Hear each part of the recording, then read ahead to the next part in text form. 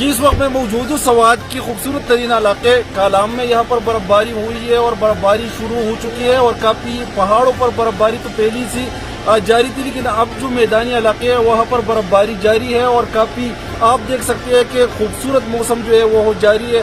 बर्फबारी में जो इलाके में है कालाम की वादियों में चार चांद लगा दिए और खूबसूरत मौसम से लोग जो है यहाँ के मुकामी लोग काफी लुत्फानंदोज भी हो रहे हैं।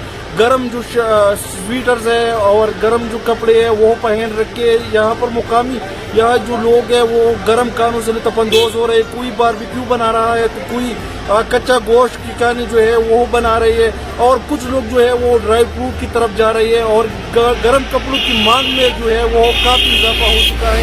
तो लोग जो है यहाँ पर बर्फबारी से लुत्फानंदोज भी हो रहे हैं। सयाह काफी बड़ी तादाद में यहाँ पर पहुँच चुकी है और बर्फबारी से खूब लुत्फानंदोज हो रही है। जी, की पहली बर्फबारी शुरू हो चुकी है और मैं ये कहूँगी कि आप अपनी फैमिलीज को लेकर जरूर एंजॉय करने आइए कालाम में।